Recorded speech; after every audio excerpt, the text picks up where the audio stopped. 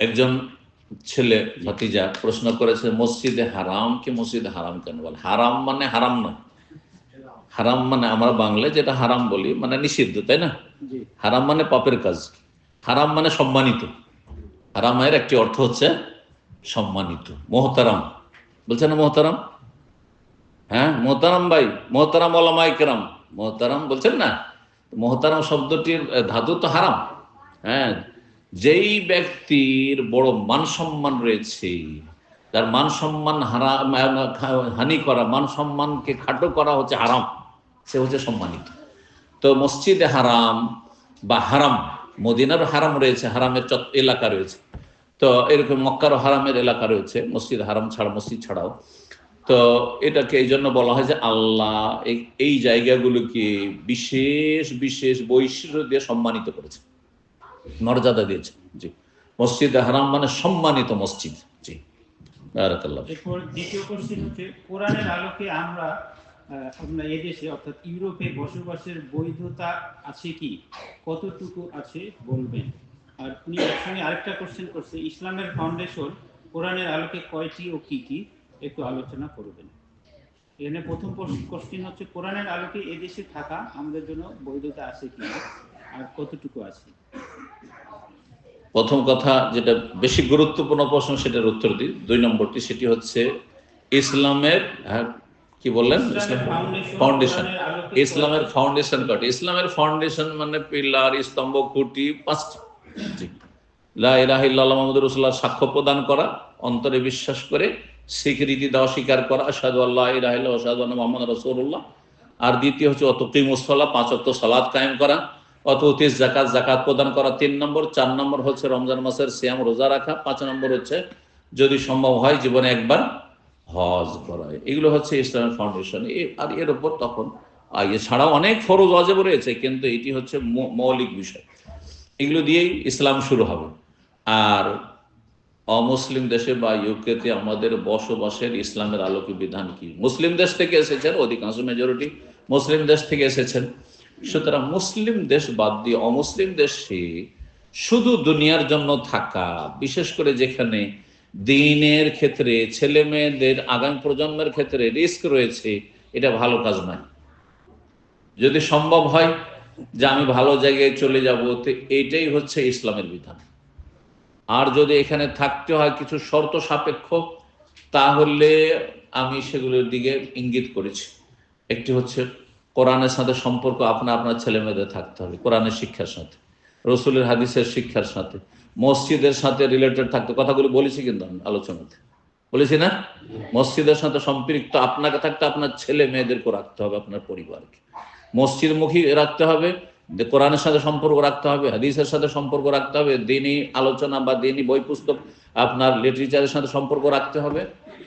আর খারাপ জায়গা থেকে, খারাপ পরিবেশ থেকে যথাসাধ্য বাঁচিয়ে রাখার চেষ্টা করতে হবে। সুতরাং যদি দেখেন শিক্ষা অঙ্গন 2 রকম আছে, কিছুটা ইসলামিক পরিবেশ আছে, কিছু শিক্ষা ইসলামিক প্রতিষ্ঠান আছে, সেগুলিতে পড়াবার চেষ্টা করতে হবে, যাতে করে খারাপ জায়গায় গিয়ে না হয়ে যায়। বাড়িতে যতই ভালো পরিবেশ থাক, যখন শিক্ষা অঙ্গনে দেখবে খারাপ, তখন খারাপ হয়ে যাবে। যার ফলে যদি থাকতে হয় এখানে নিরুপায় হয়ে, তাহলে এই সব শর্তগুলি সামনে রেখে থাকবেন। তারপরেও আল্লাহকে ভয় করবেন। যদি দেখেন যে না, এখানে আশেপাশে দেখছি ছেলে মেয়েদেরকে সামলাতে পারছেন না, হাতছাড়া হয়ে যাচ্ছে, তাহলে আপনি ছেলে মেয়েগুলোকে জাহান্নামের রাস্তায় ছেড়ে দিয়ে যান না, তাদেরকে নিরাপদ স্থানে চলে যান। এটি আমার পরামর্শ। আল্লাহ তৌফিক দান করছে। প্রথম কোশ্চেন হচ্ছে, ব্যস্ততার কারণে কেউ যদি 5 ওয়াক্ত নামাজ বাসায় এসে আদায় করে, মসজিদে না আসে, তবে তাদের নামাজ কবুল হবে কিনা? আর একই সঙ্গে উনি বলছে যে অনেকে ব্যস্ততা ছাড়াই 5 ওয়াক্ত নামাজ বাসায় আদায় করে, এটা শরীয়তে কতটুকু কবুল হবে কিনা। মসজিদে যাওয়া যদি সম্ভব হয়, মসজিদ আশেপাশে আছে, মসজিদে সম্ভব, তাহলে মসজিদে জামাতে গিয়ে সালাত পড়াই হচ্ছে ফরজ ওয়াজিব। যদি ঘরে পড়েন গুনাহগার হবেন। 5 ওয়াক্ত সবসময় যদি ঘরে পড়েন, ইবনে মাসউদ রাদিয়াল্লাহু তাআলা আনহুর হাদিস রয়েছে, প্রসিদ্ধ হাদিস, লা দালালতুম ওয়ালাউ সাল্লাইতুম ফি বুয়ুতিকুম। হ্যাঁ, যদি তোমরা বাড়িতে এইভাবে নামাজ পড়তে থাকো, মসজিদে না গিয়ে, হে পুরুষরা, তাহলে তোমরা পথভ্রষ্ট হয়ে যাবে, শয়তান ছেয়ে যাবে। আরেকটি হাদিস রয়েছে যে যেখানে মসজিদে নামাজ কায়েম করার সুযোগ আছে, হ্যাঁ, তারপর লা তুকামু ফিহিমুস সালাত, নামাজ কায়েম না করে ঘরে ঘরে নামাজ পড়ে, জামাতে আসে না, ইল্লা কাদ ইস্তাহওয়াজা আলাইহিমুশ শায়তান, শয়তানের দাপট তাদের উপর চলে, শয়তান ছেয়ে যায়, শয়তান তাদেরকে শিকার করে নেয়। যেমন নেকড়ে বাঘ পাল ছাড়া বকরিকে শিকার করে নেয়। পালের উপর হামলা করবেন না, নেকড়ে বাঘ ভয় পায়, খুব ভীতু। কিন্তু যদি একটা দুটো বিচ্ছিন্ন বকরি ছাগল পায়, তাহলে নেকড়ে বাঘ কি করে দিবে, হানা দিবে, আক্রমণ করে খেয়ে ফেলবে। ঠিক ওই রকম শয়তান হচ্ছে নেকড়ে বাঘ আপনার আমার ইমান ইসলামের জন্য। মসজিদে আসা সম্ভব মানে 1-2 কিলোমিটারের মধ্যে মসজিদ আছে, আপনি গাড়ি আছে, হয়তো আপনি 5-10 মিনিট আসতে পারবেন, এরকম 10 কিলোমিটার 20 কিলোমিটার দূরে মসজিদ নাই, 20 কিলোমিটার দূরে মসজিদ, এইরকম জায়গায় কোনো মুসলিমের বসবাস হওয়ার জায়েজ না। সারা জীবনটা বাড়িতে নামাজ পড়ে চলে যাবে, কয়দিন এভাবে টিকাবে? আপনি টিকাবেন, দেশ থেকে আপনি একটু মোটামুটি ধার্মিক হয়ে এসছেন, আর বয়সও হয়ে গেছে, সুতরাং আখিরাত নিয়ে একটু চিন্তা হয়েছে। আপনার ছেলে মেয়ে একজন নামাজি হবে না, কারণ 10 কিলোমিটার 20 কিলোমিটার না গেলে একটা মসজিদ পায়নি, এরকম জায়গায় বসবাস জায়েজই না। এটাও মনে রাখেন যে মসজিদমুখী করা মানে এই নয় যে মসজিদ 50 কিলোমিটার দূরে, মসজিদের আশেপাশে বসবাস করতে হবে। যদি কোথাও মুসলিম দেশে বসবাস করেন, মসজিদের আশেপাশে বসবাস করেন, যাতে ছেলে মেয়েকে বলে যে চলে মসজিদে যাই, খুব সহজ হয়, মসজিদে নিয়ে যাই সহজ হয়। আপনার জন্য মুশকিল, আবার বাচ্চাদের জন্য মুশকিল, এমন জায়গায় বসবাস করা জায়েজ নয়। জি, এই জন্য আজান শুনতে পাচ্ছেন না আর থাকছেন, এটাও বড় বিপদ। কারণ আজান শুনলে শয়তান পালায়, যতদূর পর্যন্ত আজান যাবে, আজানই শুনতে পাচ্ছেন না, তাহলে শয়তান চারিদিকে ছেয়ে আছে। এই বিষয়টি নিয়ে চিন্তা করতে হবে আপনাদেরকে। আল্লাহ যেন বোঝার তৌফিক দান করে। এক কথায়, মসজিদের আশেপাশে বসবাস করবেন, মসজিদ তৈরি করবেন। আল হুদার ভাইদেরকে বলবো যে আপনাদের কার্যক্রমের মুখ্য কার্যক্রম হচ্ছে মসজিদ তৈরি করা, একটি সহি আকীদা ভিত্তিক একটি মসজিদ তৈরি করেন। কারণ রাসূলুল্লাহ সাল্লাল্লাহু আলাইহি ওয়াসাল্লাম মদিনা আসার পর নিজের বাড়ি আগে তৈরি করেন। কি করেছেন? আগে কোবায় কয়দিন থেকেছেন, ওখানে একটা মসজিদ তৈরি করেছেন। কোবাতে আগে মসজিদ তৈরি করেছেন, মাত্র কটা দিন থেকেছেন সেখানে। এইখানে এসেছেন, প্রথম মসজিদ তৈরি করেছেন, তারপরে স্ত্রীদের থাকার জন্য ব্যবস্থা পরে করেছেন। নিজের বাড়ি আগে করেননি, পরের বাড়িতে আবু আইয়ুব আনসারীর বাড়িতে থেকেছেন, জি, কিন্তু মসজিদ আগে নির্মাণ করেছে। তার ইসলামের ইতিহাসে আগে মসজিদ, পরে আপনার বাড়ি। আল্লাহ বুঝার তৌফিক দান করেন। জি, কোশ্চেন হচ্ছে কাজা নামাজের সূরা উচ্চ সুরে পড়া যাবে কিনা? যে কাজা নামাজের সূরাগুলো উচ্চ স্বরে পড়া যাবে কিনা? নামাজগুলি যদি উচ্চ স্বরের হয়, অর্থাৎ মাগরিব এশা ফজর হয়, তাহলে উচ্চ স্বরে পড়বেন, এটি সুন্নাত। উচ্চ স্বরে পড়া সুন্নাত, ওয়াজিব নয়। সুতরাং কেউ যদি ভুলে যায়, নামাজে ঘাটতি নাই, নামাজে ঘাটতি নাই, ত্রুটি নয়, সুন্নাত ছুটলো, একটু নেকি কম হলো, কিন্তু গুনাহগার হয়ে যাবেন না, আর ইচ্ছা করে ছাড়বেন না। কাজা নামাজ হোক আর আপনার আদা নামাজ হোক না, আপনার টাইমে হোক, জেহেরি নামাজ জোরের নামাজ জোরে পড়বেন, আস্তের নামাজ আস্তে পড়বেন। মাগরিব এশা যদি হয়, তাহলে মাগরিব এশা আস্তে তেলাওয়াত, সুতরাং আস্তে করে কাজা করতে হবে। যে আমার কাজ শেষে বাসায় আসতে দেরি হয়ে যায়, তো রাত 12টার পরে এশার নামাজ পড়া যাবে কিনা? ডিউটি করে আসতে দেরি হয়ে যায়, রাত 12টার পরে পড়া যাবে কিনা? জি, গত সপ্তাহে একটা আলোচনা ছিল, তো সেখানে এই প্রশ্ন করা হয়েছিল। উত্তর হচ্ছে যে এশার উত্তম টাইম হচ্ছে অর্ধেক রাত পর্যন্ত, আর জায়েজ টাইম হচ্ছে ফজর পর্যন্ত। সুতরাং জায়েজ, অক্ত পার হয়ে কাজা হয়ে যায়নি, গুনাহগার হয়ে যাবেন না, যদি ব্যস্ততা অথবা নিরুপায় ছিলেন ইত্যাদি ইত্যাদি, সেই জন্য। যেমন ডিউটিতে হয়তো অনুমতি পান না, এরকম যদি হয় তাহলে। জি, এরপরে কোশ্চেন হচ্ছে 18 বছরের ঊর্ধ্বে ছেলে মেয়ের বয়স হয়ে গেলে তারা যদি নামাজ না পড়ে বা কোনো ধরনের গুনাহের কাজে লিপ্ত হয়, এটার দায়িত্ব পিতামাতার উপর বর্তাবে কিনা, বা পিতামাতা মরে গেলে তাদের উপরে এটা আযাব যাবে কিনা? জি, গুরুত্বপূর্ণ প্রশ্ন, ভালো করে শুনেন। নবী সাল্লাল্লাহু আলাইহি সাল্লাম এর উত্তর শুনেন। 18 বছর পরে, প্রশ্ন কি? 18 বছর পরে যদি ছেলে মেয়েরা নামাজ না পড়ে, তো বাবা মা কি গুনাহগার হবে? উত্তর হচ্ছে যে ইসলামের নামাজের তরবিয়ত দিতে কত বছর বয়সে বলা হয়েছে? 7। আর 10 হলে ফোর্স করে, এগুলো একটু চাপ দিয়ে পড়াইতে হবে। তো এই কোর্স যদি আপনি মেনটেন করে থাকেন, মানে 7 থেকে আপনি তরবিয়ত শুরু করে 7 বছরে নিয়ে নামাজ পড়াইতে লেগেছেন, আর 10 বছরে চাপের মুখে, 7 বছরে চাপ দেবেন না, আদর করে নিয়ে যান। 7 বছর 8 বছর 9 বছর পর্যন্ত, 10 হয়ে গেলে তখন একটু চাপ দিয়ে নামাজ পড়াইতে হবে। দেখছেন না এখানে চাপের অনুমতি নেই, আর চাপ দিতে পারছেন না, তাহলে থাকা যায় না। যদি দেখেন যে নামাজের চাপই দিতে পারবেন না, তা 10 বছরের ছেলেকে 11 বছরের ছেলেকে, তাহলে এখানে থাকাই যায় না। তাহলে এরকম পরিস্থিতি হয়, তাহলে তো চাপ দিয়ে পড়াইতে হবে। হ্যাঁ, আমি শব্দটি বলবো না, মারার কথা বলেছে, আমি মারতে বলছি না, কারণ মার মানে চাপ দেওয়া, মার মানে এই নয় যে মারা উদ্দেশ্য। মারার উদ্দেশ্য না, আমি ভাব অর্থই জন্য করলাম, শাব্দিক অর্থ করলাম না। কারণ অনেকে মনে করে যে মারিয়ে দিতে হবে, না রে ভাই, মার মানে কি একটু ভয় রাখা, চাপে রাখা, চাপের মধ্যে না পড়তে হবে নামাজ, চলো নামাজ পড়তে হবে। তো এটা 10 বছর থেকে, 10 বছর ফরজ হয়নি, 11 বছর ফরজ হয়নি, 12তে হয়তো ফরজ হয়নি, 13 থেকে সাবালক, 14তে সাবালক, অনেক ছেলে 15 সাবালক। দেখ কত বছর ট্রেনিং চললো, 7 থেকে নিয়ে অন্তত 7 বছর, 7 7 14, 15 বছরে যদি কোনো লক্ষণ না পাওয়া যায় তো ছেলে সাবালক হয় 15 বছরে। তার আগে যদি অন্যান্য যে লক্ষণগুলি রয়েছে সেগুলি 13তে হয়ে যেতে পারে, স্বপ্নদোষ হয়ে গেছে, অথবা গোফের রেখা হয়ে গেছে, বা নাভির নিচের পশমের রেখা হয়ে গেছে, ইত্যাদি হয়ে গেছে, তাহলে সাবালক হয়ে যেতে 13, সাধারণত 13 বছর ছেলেদের। তাহলে 13 পর্যন্ত 7 8 9 10 11 12 13, 7 বছরের ট্রেনিং কোর্স নামাজে। 7 বছরের ট্রেনিং যদি করে থাকেন আপনার ছেলে মেয়েদের, তারপরে 18 বছরে গিয়ে গায়ে শক্তি হইলো, বাপের কথা মানতে চায় না, মায়ের কথা মানতে চায় না, তখন গুনাহ হবে না।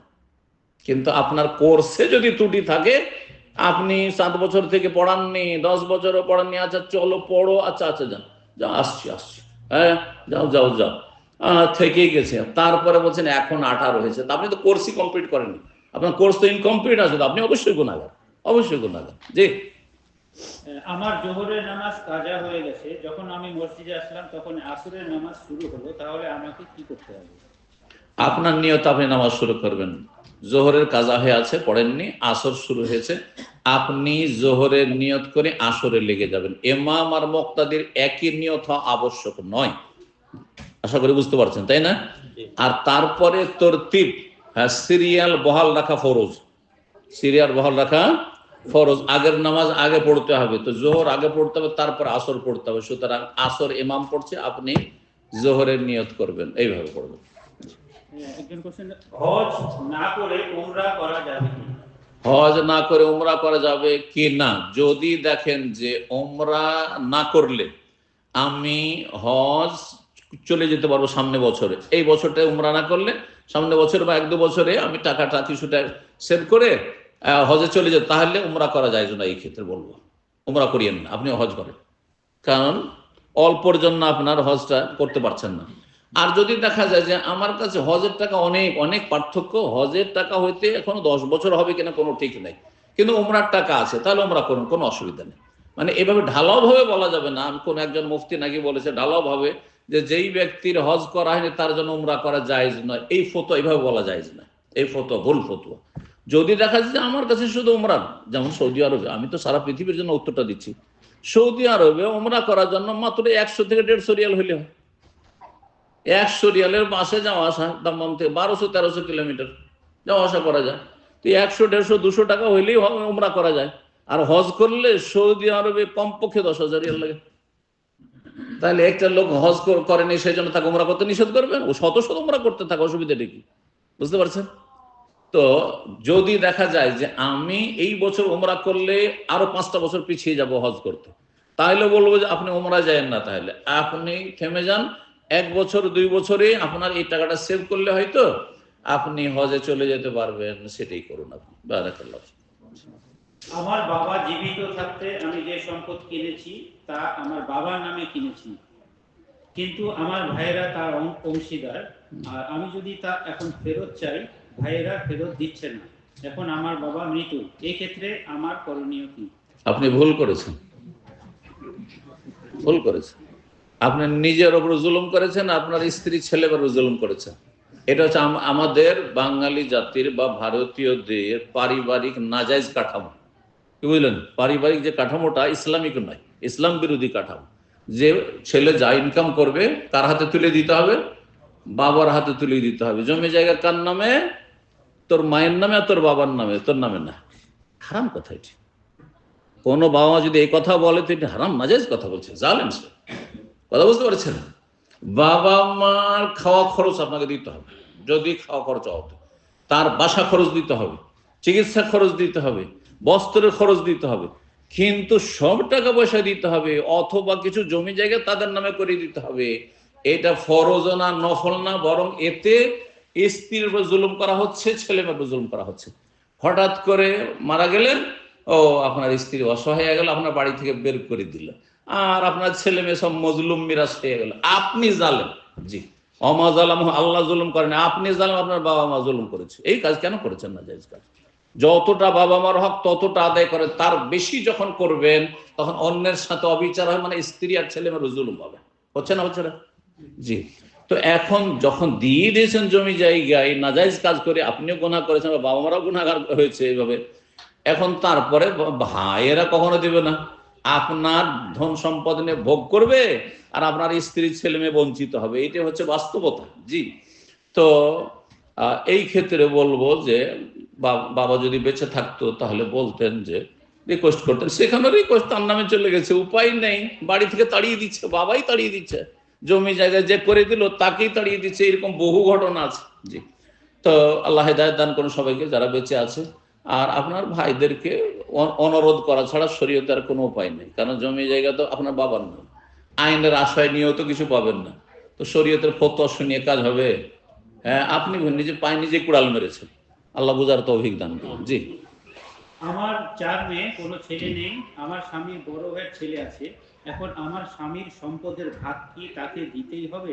এটা কি বাধ্যতামূলক? এই সম্পর্কে জানতে চাই। আমি নিজে করতে চাই না এবং কাউকে ঠকাতেও চাই না। দেখেন, যাদের শুধু কন্যা সন্তান আছে, কন্যা সন্তান একজন থাকলে অর্ধেক, 2 বা ততোধিক থাকলে 2, 3, 4, যেমন 4 আছে, তো 3 ভাগের 2 ভাগ, হ্যাঁ 2/3 পাবে। 2/3 ওই মেয়েরা পাবে। আর স্ত্রী কত পাবে? স্ত্রী পাবে 8 ভাগের 1 ভাগ, মানে 2 আনা, 16 আনাতে 2 আনা পাবে। বাকি যেটুকু থাকবে সেটি যেই ব্যক্তি, যে এই যে মেয়েদের বাবা, তার নিকট আত্মীয়, যে নিকটে থাকতে দূরের পাবেন না। নিকট আত্মীয় যদি বাবা বেঁচে থাকেন, তার ইন্তেকালের সময়, বা মা বেঁচে থাকেন, তারা পেয়ে যাবে, তাহলে ভাইরা পাবে না, ভাতিজাও পাবে না। আর যদি ওই লোক, যে মেয়ের, এই যে 4 মেয়ের বাবা জিজ্ঞেস করছেন, তার ধন সম্পদ, তিনি যখন মারা যাচ্ছেন তখন তার বাবা নেই, মা নেই, ভাই আছে, তাহলে ভাই পাবে, ভাই বোন আছে তো ভাই বোনেরাও পাবে। আর ভাই বোন যদি না থাকে, শুধু একটা ভাতিজা, ভাইও নেই বোনও নেই, আর এই শুধু ভাতিজা আছে, তখন ভাতিজা পাবে। তাহলে ভাতিজার লাইন অনেক দূরে। কথা বুঝতে পেরেছেন না? এখন যখন তিনি মারা যাবেন তখন কে থাকছে সেটা দেখার বিষয়। অল্প কিছু, 3 ভাগের 2 ভাগ পেয়ে গেল মেয়েরা, আর 2 আনা তারপরে পেয়ে গেল পুরো ধন সম্পদের, স্ত্রী পেয়ে গেল, তারপরে সামান্য কিছু, হয়তো 25 পয়সা ধরেন থাকবে, হ্যাঁ 100 পয়সাই আনুমানিক, ভগ্নাংশ করতে আপনাদেরকে। আর তারপরে সেটা তখন অন্য কেউ পাচ্ছে, আল্লাহ ভাগ করে দিয়েছেন, নিকট আত্মীয়দেরকে এইভাবে আল্লাহ ভাগ করে দিয়েছেন। এখন তার আগে যদি মেয়েদেরকে কেউ লিখে দেয় তো জায়েজ আছে, কিন্তু সুস্থ অবস্থায় দিতে হবে। মৃত্যু সজ্জায় তখন লিখে দিলে অসৎ উদ্দেশ্য, এই যে ভাতিজাকে বঞ্চিত করার অসৎ, সেই জন্য জায়েজ নয়। কিন্তু সুস্থ অবস্থায় যদি মেয়েদেরকে লিখে দিয়ে দেয়, যে এদেরকে লিখে দিয়ে দিই, কিছু জায়েজ আছে, কিন্তু 4 মেয়েকে দিতে হবে। কাউকে দিল, কাউকে দিল না, কাউকে কম দিল, কাউকে বেশি দিলে চলবে না। ভাতিজাকে লিখে দিতে হবে এটা জরুরি নয়, কিন্তু এই 4 মেয়ে আছে, 4 মেয়েকে অবশ্যই দিতে হবে, সমান সমান করে দিতে হবে। আশা করি বিষয়টি বুঝছেন। জি। বেহেশত এবং দোজখ আমাদের জন্য নির্ধারিত জি। হাদিস অনুসারে। তাহলে আমরা দোজখ হইতে একদিন বেহেশতে যাব, এর উপায় কি বা কিভাবে যাব? সবকিছু নির্ধারিত, শুধু বেহেশত আর দোজখ নির্ধারিত না, রুজিও নির্ধারিত। রুজি নির্ধারিত না? তো আপনি তো বাংলাদেশে যখন ছিলেন তখনও জানছিলেন যে আমার তো রুজি নির্ধারিত, তো পাউন্ড যদি আমার তকদিরে থাকে তো বাংলাদেশে থাকলেও আসবে কেন, ইউকে কেন এসছেন? কি বলছেন? উত্তর বুঝলেন না? বুঝলেন না? উত্তর হচ্ছে জান্নাত জাহান্নামের ফায়সালা আল্লাহ করে রেখেছেন, কিন্তু কর্মের ক্ষমতাও দিয়ে রেখেছেন। কর্ম করে জান্নাতে যাওয়ার চেষ্টা করতে হবে। জাহান্নামের কর্ম করবেন আর বলছেন নসিবে থাকলে জান্নাত পাবো, হবে? আপনি বাংলাদেশেই চাকরি করবেন আর বলবেন আমি পাউন্ডে আমি স্যালারি নেবো, হবে নাকি? হ্যাঁ, তাহলে পাউন্ডের দেশে আসতে হবে, এসছেন আপনি।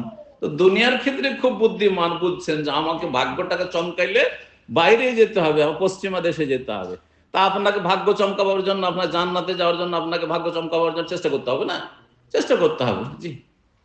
একই কোশ্চেন, যে জাহান্নামে কোনো মুসলমান চিরজীবন থাকবে না, আল্লাহ দয়া করে তাকে জান্নাতে দিবেন, এটা কতটুকু সত্য একটু আলোচনা করবেন কি? জি, এমন মুসলিম যেই মুসলিমের আসল মূল ইমান ঠিক আছে। এখন প্রত্যেক মুসলিমের মূল ইমান কি ঠিক আছে? ইমান ভঙ্গের কারণ জানতে হবে। আমাদের মুসলিম সমাজের লোকেরা, আমাদের কমিউনিটির ইমান ভঙ্গের কারণই জানে না। উজু ভঙ্গ জানে, হাওয়া খারিজ হলে উজু ভঙ্গ হয়ে যায়, জানে কি জানে না? কিন্তু ইমান ভঙ্গের কারণ বলতে পারবেন না, বেশিরভাগ লোকই পারবেন না। আল্লাহ ছাড়া অন্যকে সেজদা করলে ইমান ভঙ্গ হয়ে যায়, আল্লাহ ছাড়া অন্যকে ডাকলে, যেমন হরে রাম হরে কৃষ্ণ করলে ইমান ভঙ্গ হয়, তেমনি ইয়া গোস বললো ইমান ভঙ্গ হয়। এটা জানে আমাদের দেশের মানুষ? কয়জন জানে? হ্যাঁ, ইয়া খাজা, ইয়া মাদাদ, ইয়া হুসেন, ইমান ভঙ্গ হয়ে যায়। বুঝতে পারছেন না? আল্লাহ ছাড়া অন্যকে ডাকলো। তো ওই রকমই যদি মনে করেন যে আল্লাহ ছাড়াও কেউ ছেলে মেয়ে দিতে পারে, আল্লাহ ছাড়া কেউ রোগ ভালো করতে পারে, ইমান ভঙ্গ হয়ে যায় এইসব আকিদা থাকলে। আল্লাহর জমিনকে গছ কতরা ধরে আছে, এসব আকিদা আমাদের দেশে নাই। হ্যাঁ, চারিদিকে চার কুতুব গোটা দুনিয়াকে ধরে আছে, না হলে আল্লাহ সব ধ্বংস করে দিত। এগুলো হচ্ছে আমাদের দেশে সুফিদের আকিদা। তো এটাই যদি থাকে তাহলে তো ইমান ভঙ্গ হয়ে আছে আগে থেকে। হ্যাঁ, যদি আপনি বিশ্বাস করেন যে না, আপনার বিশ্বাস হয় যে আল্লাহ থাকতেও পারে, নাও থাকতে পারে, আর জন্মসূত্রে মুসলিম, তো এই মুসলিম দিয়ে জান্নাত চলে যাবেন আপনি? কখনো জান্নাত যাবেন না, আপনি তো ইমান নষ্ট করে দিয়েছেন আপনি আগে। কথা বুঝতে পারছেন না? আচ্ছা, যদি বলেন যে হ্যাঁ ধর্ম আছে, ইসলাম মানে, কিন্তু এইখানে আছে শুধু বিয়ে শাদীতে ইসলাম নেই, কেউ ব্যভিচার করলেই বা কি, সুদ খেলেই বা কি, হ্যাঁ কথা বুঝতে পারছেন, আর মদ খেলেই বা, ওখানে আবার কিসের ইসলাম? অনেকে বলছে না খ্রিস্টান ছেলেকে বিয়ে করে বলছে ধর্ম তো শুধু এইখানে, বিয়েতে আবার কিসের? বিয়ে আমি মুসলিম করি নয় খ্রিস্টান করি। তো ইমান তো ওখানে নষ্ট করেছে, ইমান তো ওখানে নষ্ট করেছে। ইমানের মধ্যে কি কিতাবের প্রতি ইমান নেই? হ্যাঁ, আছে না নেই? ইমান বিল কুতুব, ইমানের পিলার হচ্ছে 6টি, তার একটি হচ্ছে আসমানি কিতাবের প্রতি ইমান। তো কোরআনের প্রতি ইমান হচ্ছে যে কোরআনে কোন মুসলিম নারী কাফেরকে বিয়ে করতে পারবে না। সুতরাং যখনই এই ব্যক্তি বিয়ে করলো, একজন মুসলিম মেয়ে কাফেরকে বিয়ে করলো, আল্লাহ না করে এমনটা হয়, তখন সে ইমান ভঙ্গ করে দিল। বলছে এই মুসলিমের সন্তান জান্নাত চলে যাবে না? কখনো যাবে না। একজন ব্যভিচারকে, মদকে যে হালাল মনে করলো, অসুবিধা কি? ধর্ম এখানে, ধর্ম শুধু মসজিদে গেল।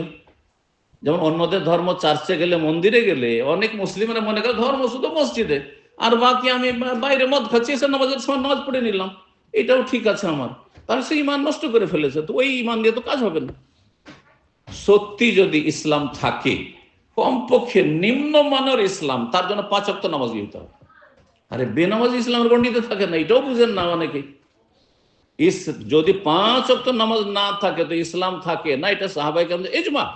তাহলে একজন 5 ওয়াক্ত নামাজি, এবার বলি, একজন 5 ওয়াক্ত নামাজি শিরিক থেকে মুক্ত, নাস্তিকতা থেকে মুক্ত, ইসলামের যেসব কোরআনের বিধান সেগুলি সবগুলি মানে, কিন্তু পালন করেন না, মদ খায়, হ্যাঁ, হারাম কাজ করে, হারাম রোজগার করে, হারাম ব্যবসা করে, হারাম রেস্টুরেন্টে চাকরি করে, সে জান্নাত কোনোদিন পেতে পারে?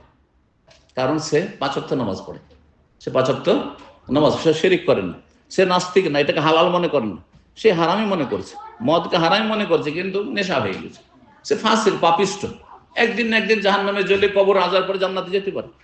জি, এটা হচ্ছে এর অর্থ। জি, তো এমন মুসলিম যার ইসলাম টিকে আছে, ইসলাম নষ্ট হয়নি, সেই ব্যক্তি কোন একদিন জান্নাতে যাবে, কিন্তু যার ইসলাম নষ্ট হয়ে গেছে সে জান্নাতে যাবে না। এখন আপনাকে জানতে হবে কার ঈমান নষ্ট হয়ে যায়। বারাকাল্লাহ। আলেমরা নবীর ওয়ারিস, তাহলে ডাক্তার ইঞ্জিনিয়াররা কি নবীর ওয়ারিস হবে কিনা? নবী সাল্লাল্লাহু আলাইহি ওয়াসাল্লাম ওয়ারিস ধন সম্পদেরও বানাননি, আর মেডিকেল সায়েন্সেরও বানাননি, আর ইঞ্জিনিয়ারিং এরও বানাননি। কথা বোঝা গেছে?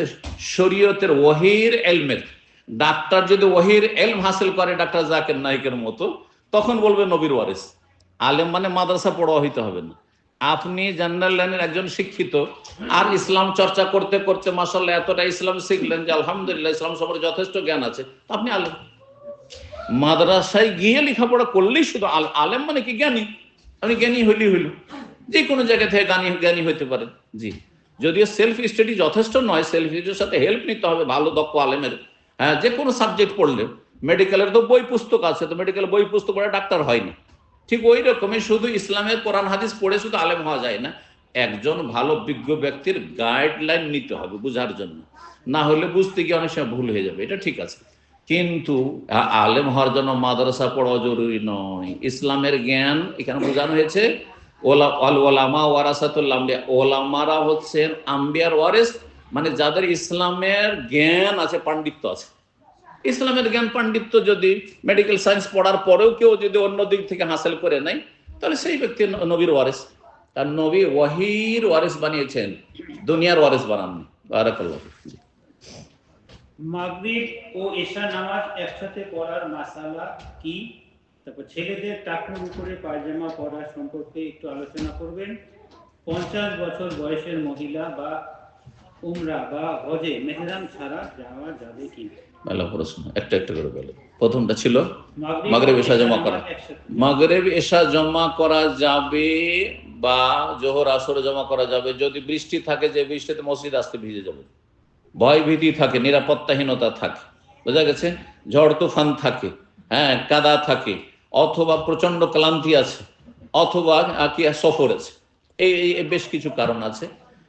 এইগুলো যদি থাকে, আর বিনা কারণে মাগরিব এশা বেশি টাইম নাই, রাত এক মাগরিব হয়ে যাচ্ছে, 9:30 10টা বেজে যাচ্ছে, তো এর সাথে এশাটা পড়ে নি, ডেলি ডেলি শীত এই সময়টাই, রাত যখন ছোট, এটা জায়েজ না।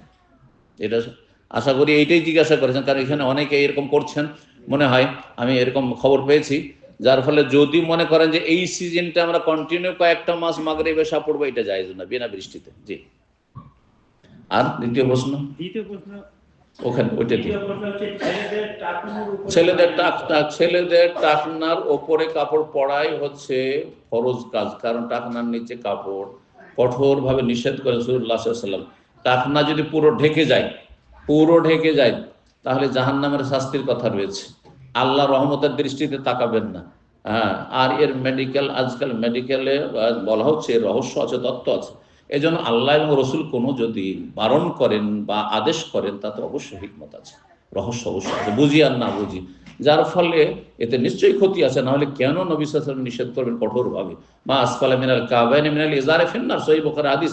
টাকনার নিচে পুরুষদের কাপড় গেলে জাহান্নামে যেতে হবে, টাকনার নিচে গেলে, টাকনা ছুঁয়ে গেলে না। অনেক আবার বাড়াবাড়ি কার মধ্যে সই আঙ্কিত, অনেক ভাইরা এই অল্প বিদ্যা শিখে একটু ছুঁয়ে গেছে, হ্যাঁ হারাম পোশাক, ছুঁয়ে গেলে নয়, ঢেকে গেলে, যদি টাকনা পুরো ঢেকে যায় তাহলে হারাম হবে। জি।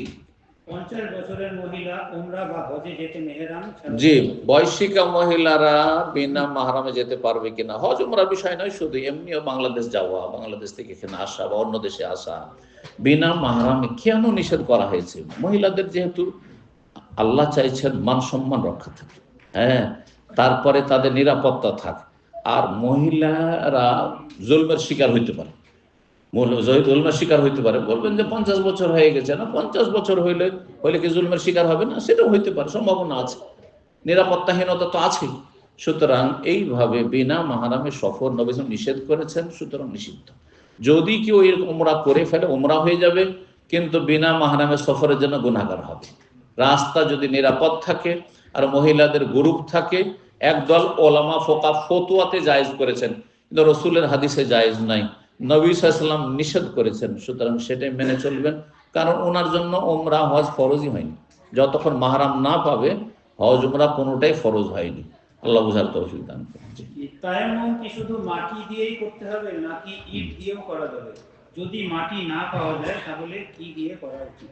তায়াম্মুম, আল্লাহ বলছেন ফালাম তাজিদু মান ফাতায়াম্মামু সাঈদান তাইয়্যিবা, পানি না পেলে বা পানি ব্যবহার করতে সক্ষম না হলে পাক পবিত্র মাটি দিয়ে তোমরা তায়াম্মুম করো। যদি মাটি পান তো আসল হচ্ছে মাটি যদি না পান, হয়তো এমন পাকা জায়গায় থাকছেন, তো যেখানে যেসব ফ্লোর আছে সেগুলোতে কিছু তো ধুলো বালি পড়ে আছে, তো সেগুলোর ওপর যদি কিছুটা ধুলো বালি থাকে সেটাই যথেষ্ট হবে। যদি মাটি না পান, তাহলে মাটি নেই, বালি নেই, কিছু নেই, হয়তো পাকা রাস্তা রয়েছে কিন্তু পাকা রাস্তা ধুলো বালি আছে, একটু ধুলো বালি যেগুলোতে আছে সেগুলোতে তায়াম্মুম করা যথেষ্ট হবে। কিন্তু এমনিতে একবারে সাফ পরিষ্কার পরিচ্ছন্ন হয়ে আছে, আর পাকা আপনার রুমের ফ্লোর বা টাইলস বসানো আছে, আর ধুলো বালিও নেই, কিছু নেই, আর এমনিতে তাতে আপনি তায়াম্মুম করবেন, এটা জায়েজ নয়। আপনাকে একটু কষ্ট করতে হবে, এদিক ওদিক থেকে মাটির ব্যবস্থা করেন। জি, বারাকাল্লাহ। ইসলামিক উইল বা ওসিয়ত সম্পর্কে আমাদের উপর নির্দেশ কি, এই সম্পর্কে একটু জানাবেন। ওসিয়ত ধন সম্পদে যদি হয়, তাহলে ওসিয়ত ধন সম্পদে 1/3 পর্যন্ত ম্যাক্সিমাম করতে পারেন, 3/8 করতে, তার বেশি না। ধরেন আপনার জমি জায়গা আছে 9 বিঘা, 3 বিঘার জন্য করতে পারেন ম্যাক্সিমাম, তার বেশি নয়। তার বেশি করলে সেটার বাস্তবায়ন হবে না। ওসিয়ত ধন সম্পদের ক্ষেত্রে করা ফরজ নয়। যদি মনে করেন যে আমি কিছু ধন সম্পদ অমুক ব্যক্তিকে দিয়ে দেবো, বা অমুক প্রতিষ্ঠানে দিয়ে দেবো, আমি অমুক মসজিদে দেবো, মাদ্রাসায় দিয়ে দেবো, করতে পারেন আপনি। সেক্ষেত্রে আপনার ছেলে মেয়েদের কোনো বাধা দেওয়ার অধিকার নেই আপনি ওসিয়ত করলে। কিন্তু যেমনটা বললাম, কোন কোন ক্ষেত্রে ওলামারা বলেছেন ওসিয়ত ওয়াজিব হবে তার মধ্যে একটি হচ্ছে, যদি দেখা যায় যে নাতি নাতি ছেলের ঘরের নাতি নাতিন নাতিন আছে, আর তার বাবা মারা গেছে, ও দাদা আছে, আর দাদা যে আছে দাদার ছেলে মেয়েরা আছে, তো দাদার ছেলে মেয়েরা পেয়ে যাবে, এই নাতিগুলো বঞ্চিত হয়ে যাচ্ছে। আমার বিষয়টা বুঝছেন তো? অনেক অবস্থা এরকম হয় না? বিশেষ করে আমাদের পারিবারিক কাঠামোতে জমি জায়গা সব করলেন আপনার বাবার নামে, আর হঠাৎ করে আল্লাহ না করে মারা গেলেন, আপনার ছেলে, আপনার বাবা বেঁচে আছে, আপনার বাবার নামে জমি জায়গা হয়েছে, মায়ের নামে জমি জায়গা হয়েছে, আর আপনার ভাইয়েরা আছে, বোনেরা আছে, সব তো ওরা নিয়ে গেল, তো আপনার ছেলেরা সব বঞ্চিত হয়ে গেল। এই ক্ষেত্রে ওলামারা বলছেন যে আপনার বাবা ওই দাদার জন্য ওয়াজিব ওসিয়ত করা এইসব নাতিন নাতিনদের জন্য যারা বঞ্চিত হয়ে যাচ্ছে। জি। সুদের সাথে থেকে নামাজ পড়লে নামাজ হবে কিনা? কেউ যদি মর্টগেজ নিয়ে বাড়ি কিনে এবং ইমামতি করিয়া নামাজ পড়ায়, তাহলে উনার পিছনে আমরা নামাজ পড়লে আমাদের নামাজ হবে কিনা? সুদের সাথে কেউ যদি জড়িত থাকে কাবিরা গুনাহ, ধ্বংসাত্মক গুনাহ, নবী সাল্লাল্লাহু আলাইহি ওয়াসাল্লাম সাতটি, তার একটি হচ্ছে সুদ, সুদের কারবার। সুতরাং আল্লাহকে ভয় করুন। আল্লাহ এবং রসুলের যুদ্ধের ঘোষণা রয়েছে। এই জন্য সুদখোরদের, যারা সুদি কারবার করে, সুদের উপর লেনদেন করে কোনো কিছু করে, তাদের জীবনের লাইফে ছেলে মেয়েদের ধন সম্পদে বরকত হয় না। আপনি এমন কাজে যাবেন কেন? সুদ যদি কেউ খায় বা সুদের ওপর কোনো বাড়ি ঘর নেই, তার নামাজ হবে না এমন কথা না, নামাজ হয়ে যাবে। কিন্তু সেই ব্যক্তিকে ইমাম স্বেচ্ছায় বানানো জায়েজ নয়। হ্যাঁ, মকরু, ওলামারা বলেছেন ফাসিক গুনাহগার, সে ব্যক্তি কাফের নয় অবশ্যই। তো ফাসিককে সসম্মানে তাকে ইমাম বানানো, এটা জায়েজ নয়। কিন্তু কর্তৃপক্ষ ইমাম বানিয়ে দিয়েছে বা কোনো একটা প্রতিষ্ঠান ইমাম বানিয়ে দিয়েছে, সে মসজিদের আপনি মুসল্লি, আপনার নামাজ হয়ে যাবে, আপনার নামাজ হয়ে যাবে, যেহেতু ফাসিকের পিছনে নামাজ হবে। জি, কিন্তু অপছন্দনীয়, মাকরুহ। জি। আমাদের মধ্যে অনেকেই অসৎ অর্থ দিয়ে সরকারি বেনিফিট খাচ্ছে এবং সেই টাকা দিয়ে হজ উমরা পালন করছে। এটা জায়েজ কিনা, এই সম্পর্কে একটু আলোচনা করবেন। সরকারের যদি অবৈধ পন্থায় বেনিফিট নেই, সে অমুসলিম সরকার হলেও জায়েজ নয়, হারাম। মুসলিম সরকার হোক আর অমুসলিম সরকার হোক, দেখেন আখলাক চরিত্রের যে বিষয়গুলি রয়েছে, যেমন আমানত, সততা, হ্যাঁ, ওয়াদা পূরণ করা, চুক্তিতে আবদ্ধ থাকা, গাদ্দারি না করা, বেঈমানি না করা, এগুলি যেমন মুসলিমের সাথে চলবেন, তেমনি অমুসলিমের সাথে সমান। কিন্তু এই জন্য সরকার, আপনি দেখছেন যে এই সরকার তো ট্যাগ লাগাচ্ছেন অন্য, আবার মহব্বত করছেন থাকার জন্য, দুনিয়ার স্বার্থে, পয়সার জন্য, আর ওখান থেকে অবৈধ পন্থায় আপনি সেখান থেকে কিছু বেনিফিট খাচ্ছেন, এই রুজি হারাম আপনাদের, এই রুজি হারাম, জায়েজ নয়। জি। আপনার উপরে যদি জুলম হয়, তো আপনার ধন সম্পদ কিছুটা হাইড করতে পারেন, গোপন করতে পারেন, জুলম যদি হয়। হ্যাঁ, কিন্তু আপনি তাদের কাছ থেকে বা কোন সরকারের কাছ থেকে বেনিফিট নেওয়ার জন্য আপনি মিথ্যার আশ্রয় নেবেন, এই রুজি হারাম। আশা করি বুঝতে পারছেন। এখন এই হারাম পয়সা দিয়ে যদি হজ করেন, তো হজ কবুল হবে না। হারাম পয়সা দিয়ে উমরা করেন, তো উমরা কবুল হবে না। কিন্তু উমরা হয়তো অন্য পয়সা দিয়ে করলেন, আর এগুলো পয়সা অন্য কাজে লাগিয়েছেন, তাহলে সেটা ভিন্ন বিষয়। জি। আমার ছেলে মেয়ে আমার কথা শুনে না, তারা প্রাপ্তবয়স্ক। এমতো অবস্থায় আমার যেই সম্পদ আছে, এই সম্পদ আমি যদি তাদেরকে না দিয়ে কোনো মসজিদ মাদ্রাসায় দিয়ে দেই, এটা ঠিক হবে কিনা বা এটা কোনো গুনাহ হবে কিনা, একটু আলোচনা করুন। সুবহানাল্লাহ। আপনার ছেলে মেয়ে কথা শুনছে না, সেজন্য তাদেরকে বঞ্চিত করে দেবেন আর মসজিদে দিয়ে দেবেন, এটা জায়েজ নয়। না, যদি তারা মুসলিম থাকে, যদি মুসলিম থাকে, যদিও ফাসিক গুনাহগার হোক না কেন, কথা বুঝতে পেরেছেন, মদখোর হোক না কেন, হারামখোর হোক না কেন, কিন্তু যদি নাস্তিক হয়ে যায়, না আমি ধর্ম মানি না, হ্যাঁ আমি এসব তোমাদের এইসব বিশ্বাস করি না, তাহলে তখন তার হক নেই। লা ইয়ারসুল মুসলিমুল কাফির ওয়াল কাফির মুসলিম, কাফের মুসলিমের ওয়ারিস হয় না, আর মুসলিম কাফের ওয়ারিস হয়। আপনি তার ওয়ারিস না, সে আপনার ওয়ারিস না, তখন তার বঞ্চিত হচ্ছে। দাড়ি ছাঁটা যাবে কি বা দাড়ি স্টেপ করা যাবে কি? দাড়ি নবী সাল্লাল্লাহু আলাইহি ওয়াসাল্লাম রাখতে বলেছেন, রাখুন। জি, রাখতে বলেছেন, রাখুন। এবং নবী সাল্লাল্লাহু আলাইহি ওয়াসাল্লাম দাড়িকে বড় করতে বলেছেন, বড় করুন। জি। এখন ছাঁটা যাবে না যাবে, এই ক্ষেত্রে আমি এই জন্য বলি, যারা একেবারে রাখেন একটু ছোট করে রাখেন, শুরু তো করেন একটু, হ্যাঁ। আর যারা রেখেছেন কিন্তু ছোট ছোট করে রেখেছেন, 1 ইঞ্চি, আধা ইঞ্চি, একটু বাড়ান। আর যারা বড় করেছেন আলহামদুলিল্লাহ, তারা বেশি ভালো। আর দাড়িতে আপনার মান সম্মান যায় না। আজকাল ইহুদি নাসারা দাড়ি রাখছে। আমি তো প্রথম আশ্চর্য, যখন এইসব দেশে আমার তো 3 বার আসা হয়ে গেল, আর তারপরে আশেপাশের দেশগুলোতে গেলে দেখি, এখন তো বুঝাই যায় না যে দাড়ি দেখে মুসলিম বুঝবো, কারণ অনেক অমুসলিমের দাড়ি মুসলিমদের চাইতে বড়, তাই না? তো তার মানে এই নয়। আবার এই অজুহাতে অনেকে বলছে যে অমুসলিমও দাঁড়িয়ে রাখছে, সুতরাং দাড়ির গুরুত্ব না। আপনার গুরুত্ব, আপনি রাখছেন দাড়ি ইবাদত মনে করি, আর সে ফ্যাশন মনে করে রাখছে। বুঝতে পারছেন না? আপনারটা ইবাদত, তারটা ইবাদত নয়, তাতে কি যায় আসে? আমাদের যদি কেউ 5 ওয়াক্ত নামাজ পড়া শুরু করে অমুসলিম, তো আমরা ছেড়ে দেবো নাকি? না, ওই রকমই যে দাড়ি ইবাদত, দাড়িকে ইবাদত মনে করে। যেমন হেজাব, পর্দা ইবাদত। পর্দা করা আমাদের ট্রেডিশন না, আমাদের ইবাদত এটি। জি, নারীদের পর্দা করা ইবাদত, হেজাব করা ইবাদত, দাড়ি আমাদের রাখা ইবাদত। জি। আবার ভাতিজা কোশ্চেন করছে, if you do something wrong ব্র্যাকেটে হারাম, how you can ask forgiveness? আপনি যদি কিছু ভুল করে ফেলেন, হারাম করে ফেলেন, তাহলে আপনি কিভাবে ক্ষমা প্রার্থনা করবেন? মানে কোনো কিছুকে যদি হারাম করে দেন, জি, কোনো খাবার দাবার খেয়ে নাকি? হ্যাঁ, না কোনো গুনাহ করলো, আচ্ছা আচ্ছা, হ্যাঁ গুনাহ করলো, তাহলে সে কি করে কিভাবে ফরগিভনেস? মানে আল্লাহর কাছে ক্ষমা চাইবে, এই তো? কিভাবে? জি, হ্যাঁ, তওবা করবেন। আমি এর উদাহরণ খুব এক্সাম্পল খুব সহজ ভাবে দিই। আমি রাস্তায় চলতে, বা আপনি যে কোনো মানুষ রাস্তায় চলতে আছাড় খাবো না, ইচ্ছা করে কেউ আছাড় খাবো? আছাড় খাবো, বুঝেন তো? আছাড় খেয়ে পড়বেন, পড়ে গেলেন এমনিতে নাকি? কিন্তু পড়তে পারি না, হোঁচট খেয়ে পড়তে পারি না, পড়ে গেলে কি করব? তাড়াতাড়ি উঠার চেষ্টা করব, যে কেউ তাড়াতাড়ি না দেখে যাবে, তাই না? তো ওই রকম আমি গুনাহ করব না, যদি গুনাহ হয়ে যায় তাহলে তাড়াতাড়ি তওবা করব, ব্যাস। জি, খুব সহজ। জি। টাকনোর উপরে কাপড় পরিধান করা কি শুধু নামাজের সময় ফরজ, না সব সময় ফরজ? সব সময়, সবসময়। নামাজের সাথে এই টাকনোর নিচের কাপড় কোনো সম্পর্ক নেই। জি। এবং একটি হাদিস আছে, সেটি জয়ীফ, কিন্তু কথা হচ্ছে সহি, যে কোনো সময় টাকনার নিচে কাপড় থাকলে পুরুষের জাহান্নামে যাবে। আর মহিলাদের টাকনার ওপরে থাকলে, মহিলাদের টাকনার ওপরে হারাম, হ্যাঁ, আর পুরুষদের টাকনার নিচে হারাম। এই হচ্ছে মহিলা আর পুরুষের পার্থক্য। জি। তারপরে এখানে কোশ্চেন আছে, অনেকে বলে বিদেশে একটা বাড়ি সুদে কেনা যেতে পারে, এটা কতটুকু? এখানকার ওলামাদের জিজ্ঞেস করবেন, এখানকার বিজ্ঞ ওলামাদের, যাকে তাকে না। কিন্তু আবার আমাদের দেশের মানুষ যাকে তাকে দাড়ি দেখলে মৌলবি আর হুজুর, তাই না? না, খবর দেন।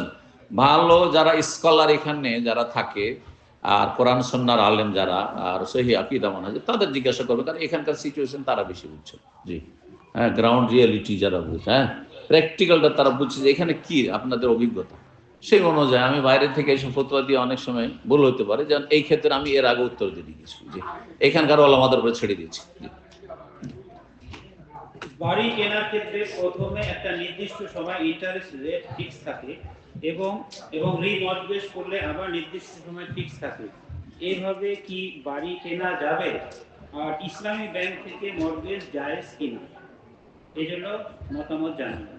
এই ক্ষেত্রে তো বললাম, তো এর উত্তর সব কিছু বাড়ির আর প্রশ্ন করিয়েন না। জি, যেখানে সুদের সন্দেহ আছে সেই প্রশ্নের উত্তর আমি দিতে পারবো না, কারণ এখানকার পরিস্থিতি, এখানে বিজ্ঞ ওলামারা বুঝবেন যে সেটা হালালের কোনো রাস্তা আছে কি, সুদ থেকে বেঁচে থাকার। জি। আচ্ছা, এখানে সরকারের ট্যাক্স ফাঁকি দিলে টাকা হালাল হবে কিনা? সরকারের ট্যাক্স ফাঁকি দেওয়া, এগুলো আইনগত বিষয়, এগুলো ফতোয়ার বিষয় না। আপনি দেশের আইন মানেন না, এক দেশের নাগরিক তখন, সুতরাং দেশের আইন মেনেই চলেন, এটাই বাঞ্ছনীয়। জি। কিন্তু আপনার পক্ষে জুলুম হচ্ছে, যদি জুলুম হয় তো আগে বলেছি যে জুলুম হলে হয়তো আপনি জুলুম, ধরেন আপনার বাড়িতে চোর ডাকাত ঢুকেছে, বোঝায় টাকা কোথায় আছে, কিছু টাকা তো দিতে হবে, তো কিছু টাকা দিলেন লুকিয়ে, আর কিছু টাকা বের করে দিয়ে দিলেন, যাই যাচ্ছে কিনা? হ্যাঁ, নাকি ডাকাত চাইলে সবই দিয়ে দিতে হবে উঠিয়ে? কিন্তু কথা হচ্ছে যে আপনি মিথ্যার আশ্রয় নেবেন, অথবা আইনকে আপনি লঙ্ঘন করবেন, এইটা তো আমরা ফতোয়া দিতে পারবো না। জি। এখানে যারা ট্যাক্সি করে রাতে, অনেক সময় মাতাল যাত্রী উঠানো তাদের জন্য ঠিক কিনা? না, যদি বুঝতে পারেন যে মাতাল আছে তো ওঠাবে, যাইজ না, ওটাই যায়। বা সাথে মদ নিয়ে আছে, হ্যাঁ, সাথে হারাম কিছু নিয়ে আছে, হারাম খাবার নিয়ে আছে, জানতে পারছেন আপনি, তাহলে উঠাবেন না। এরকম প্যাসেঞ্জার উঠালে আপনি কোন রুজি হারাম, অতটুকু রুজি হারাম। জি, এটা পার্সোনালি আমি আমার অফিসে আলাপ করছিলাম। আপনি যদি দেখেন যে সে ফুললি ড্রাঙ্ক, আপনি রিফিউজ করতে পারেন, এটাতে আপনাদের কোনো পানিশমেন্ট বা সাসপেন্ড করা হবে না। আপনি ডাইরেক্ট রিফিউজ করতে পারেন যে সে আনকন্ট্রোল মাতাল। এটা বলা যায়। মক্কা মদিনার মসজিদের জন্য চাঁদা উঠানো হয় না কেন? বা মিডল ইস্টের দেশগুলোতে মসজিদে চাঁদা উঠানোর সিস্টেম নাই কেন? এই জন্য যে আলহামদুলিল্লাহ মক্কা মদিনা মসজিদ তো আর সরাসরি সরকার, প্রথম কথা মুসলিম সরকার যদি হয় তো মুসলিম সরকারের ফরজ যে তারা মসজিদগুলি আবাদ করবে, মসজিদের খরচ খরচা বহন করবে। এটাই হচ্ছে আসল শরীয়তের বিধান। আর যদি এটা না করে, যেমন অনেক মুসলিম দেশ আছে, যেমন বাংলাদেশও আছে, মসজিদগুলো কারা তৈরি করছে? পাবলিকই তৈরি করছে, মাশাআল্লাহ। পাবলিকের মধ্যে আলহামদুলিল্লাহ কল্যাণ আছে, তারাই তৈরি করছে। যদি সরকার কোনো মসজিদ করে দেয়, জাতীয় মসজিদ, আলহামদুলিল্লাহ, না করে দিলে তো বাকি তো আমাদেরকে মসজিদ করতে হবে, সুতরাং করতে হচ্ছে। তো সৌদি আরবে আলহামদুলিল্লাহ যে হারমাইন শরীফ, সেটা তো সরকার সরাসরি করছে, বা গুরুত্বপূর্ণ আরো বেশ কিছু মসজিদ। আর অধিকাংশ মসজিদগুলো হয় কি যে একজন এক একটা মসজিদ বানিয়ে দিয়ে দেয় পয়সাওয়ালা লোকেরা। আমাদের দেশে বেদাত করে পয়সার লোকেরা, আর সৌদি আরবে সুন্নতি কাজ করে। সৌদি আরবে বাবা মা মারা গেলে তাদের নামে একটা মসজিদ তৈরি করে দিয়ে দিল, একটা ইসলামিক সেন্টার তৈরি করে দিল, একটা ইসলামিক কমপ্লেক্স তৈরি করে দিল। কিন্তু আমাদের দেশের লোকেরা মরার নামে খাবার ভোজ ভাজ খাওয়াবে, মসজিদে টাকা দেন দেবেন।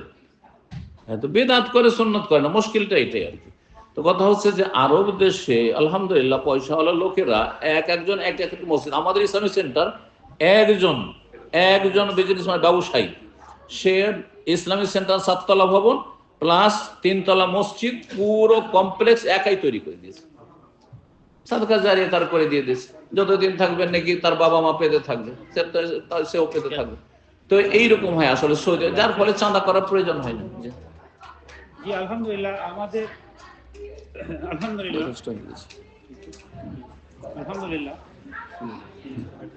আমাদের মোটামুটি কোশ্চেন শেষ। এখানে ফাইনাল যেটা আলোচনার মতো একটু কোশ্চেন আসছে যে আমাদের মোটামুটি কোশ্চেন শেষ। এখানে আমরা একটু বলি যে বাংলাদেশ আমাদের যে একটা পার্সোনাল কোশ্চেন আসছিল, এগুলো আমরা বাদ দিয়েছি, যেমন আওয়ামী লীগ, বিএনপি, জামাত, এগুলো আমরা ক্যান্সেল করে দিয়েছি। আর এটা আজকে আমাদের বিষয় ছিল না, সেই জন্য আমরা বাংলাদেশ নিয়ে আজকে কোনো আলোচনার কোশ্চেন অ্যান্সার একসেপ্ট করিনি, এটা আমরা বাতিল করছি, এই জন্য আমরা দুঃখিত। আর ফাইনাল যে আসছে যে আসসালামু আলাইকুম, ঈমান সম্পর্কে সংক্ষেপে ডিপলি একটু আলোচনা করে বাধিত করবে। ইমানের 6টি পিলার বললাম, যেমন ইমানের 6টি পিলার। ইমান বিল্লাহ, আল্লাহর প্রতি, আর মালাইকাতে, ফেরেশতা, ওয়া কুতুবি, আল্লাহর কিতাব, ওয়া রাসূল, আর ওয়াল ইয়াউমিল আখির, পরকাল, আর তাদের খাইরি, ভালো মন্দ, তাকদীর। এটি হচ্ছে মৌলিক বিষয়। তারপরে এগুলির সাথে রিলেটেড আরো যে সব বিশ্বাসের বিষয় রয়েছে, সেগুলো হচ্ছে ইমানের বিষয়। বারাকাল্লাহু ফিক, জাযাকুমুল্লাহ খাইর। আলোচনা শেষ করি। মজলিসের কাফারা দোয়া পড়েন, আর তার আগে বলি রব্বানা আতিনা ফিদ দুনিয়া হাসানা ওয়া ফিল আখিরাতি হাসানা ওয়া কিনা আযাবান নার। রব্বানা যালামনা আনফুসানা ওয়া ইল্লাম তাগফির লানা ওয়া তারহামনা লানাকুনান্না মিনাল খাসিরিন।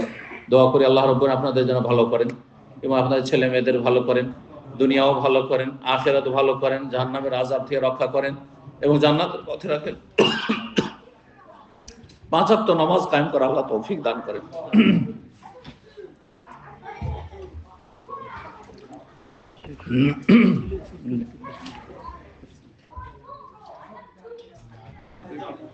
সরকারের টাকা দিয়ে কোরবানি দিলে কি কোরবানি হারাম হবে? সরকারের টাকা বলতে সরকার যদি আপনাকে দান অনুদান দেয়, অনেকে চাকরি নেই, বৃদ্ধ মানুষ, অথবা প্রতিবন্ধী ইত্যাদি, তাহলে তো হালাল, কোনো অসুবিধা নেই। আপনি অবৈধ পন্থায়, হারাম পন্থায় নেবেন না।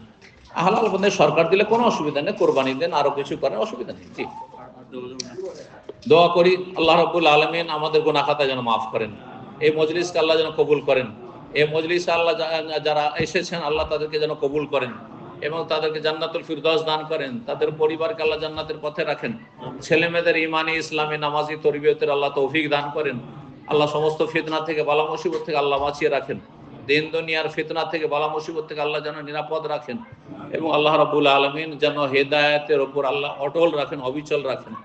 সুবহানাকা আল্লাহুম্মা ওয়া বিহামদিকা আশহাদু আল্লা ইলাহা ইল্লা আনতা আস্তাগফিরুকা ওয়া আতুবু ইলাইক। মজলিসের কাফারা এই দোয়াটি পড়ে নিলে মজলিস আমাদের ভুল ত্রুটি হয়েছে আর গাফিলতি হয়েছে, আল্লাহ মাফ করবেন ইনশাআল্লাহ। বারাকাল্লাহু ফিকুম। সুবহান রাব্বিকা রাব্বিল ইজ্জাতি আম্মা ইয়াসিফুন ওয়া সালামুল মুরসালিন ওয়া আলহামদুলিল্লাহি রাব্বিল আলামিন।